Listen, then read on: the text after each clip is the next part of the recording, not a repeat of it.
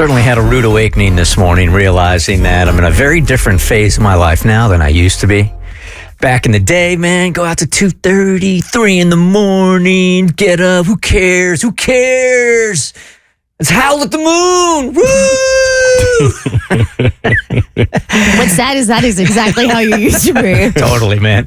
And then this morning, I look at my Friday and realize that I am overly excited about this Mike Tyson Jake Paul match on Friday night on Netflix, right? I am way invested. I've watched Mike's career since he first started boxing. This was a bad man. This is like a pay-per-view thing, right? That's Netflix. It's a Netflix pay-per-view sanctioned fight. Yeah. Counts towards Mike's record and everything. I actually hate how excited I am. So I'm with you. That's where I was going also. It's like, man, I mean, it's almost like I can't tell if it's like a sideshow or if it's stupid or not, but Tyson, as you know, is the baddest man in the world for a while there, right? Then he's had a rough career and an interesting life and a tragic life also.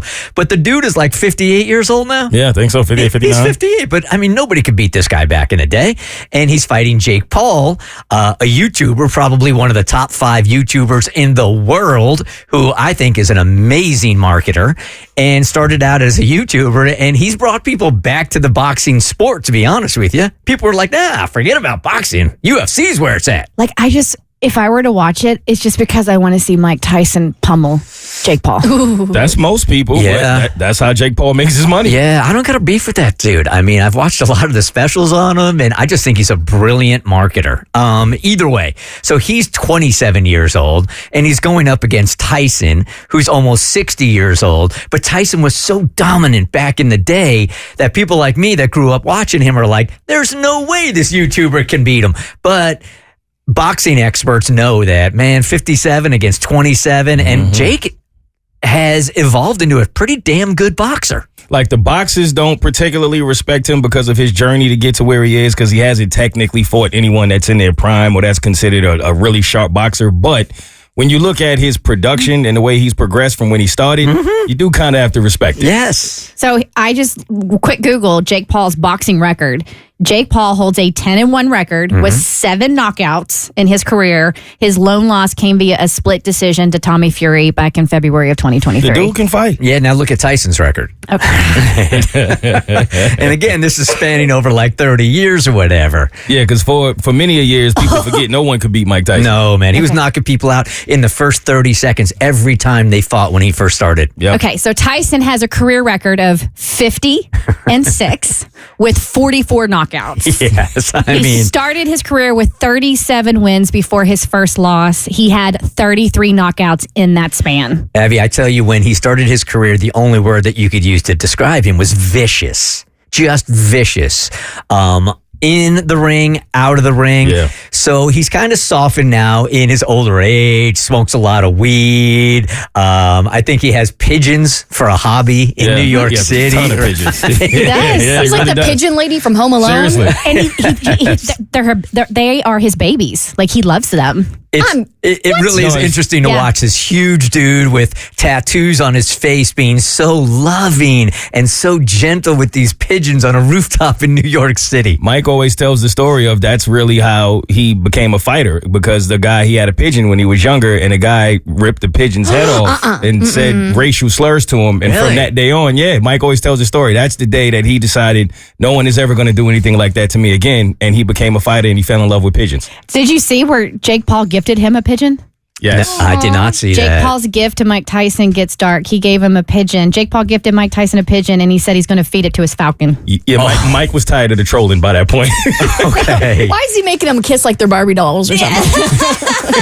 There has been some weird promotion leading up to this thing. But again, Jake Paul, what he does is he knows how to market better than anybody, he and his brother, right? So he's got millions and millions of followers. Half of them probably hate him, but he really knows what he's doing. And he's trying to legitimize himself in the boxing world as well as making $20 million. What are these guys making? It's stupid. About 30 million, I think. $30 million each. A piece for this fight? Yeah. Regardless of who wins? Regardless. Is there a prize And they get pot? more. So they get more depending upon the pay-per-view payoff and all of that stuff. So that will bring Mike Tyson out to fight again because he's lost a lot of money over his career. And this could be his one last payday.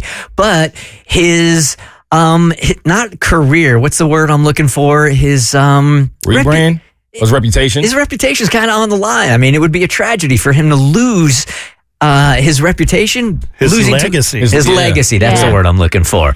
So it would be tragic, but it's going to be, it has people really interested in a fight that they normally wouldn't even care about. All right, so the fight purse for Paul versus Tyson is about $80 million, which means Jake Paul could earn half that sum for taking part. He said in the pre-fight press conference, I'm here to make $40 million and knock out a legend. Okay, so, and there's a lot of like subplots also, like if Tyson knocks him out early, then he doesn't get paid as much, but because Jake Paul is so much younger, Jake Paul has a better chance of winning if the fight goes longer because Tyson's old. Yep. There's a lot of subplots going on. But for me, it's like I looked at it and I was all excited this morning and they won't even start fighting till midnight. And I'm like, I am never going to make it. Man, that's every fight nowadays. I'm telling you, I'm sitting there drinking coffee, slapping water on my face. What time is it again? Midnight. It'll be midnight by the time because there's like 4 fights on the undercard that are very intriguing also, but either way, they're not throwing a punch until midnight, man.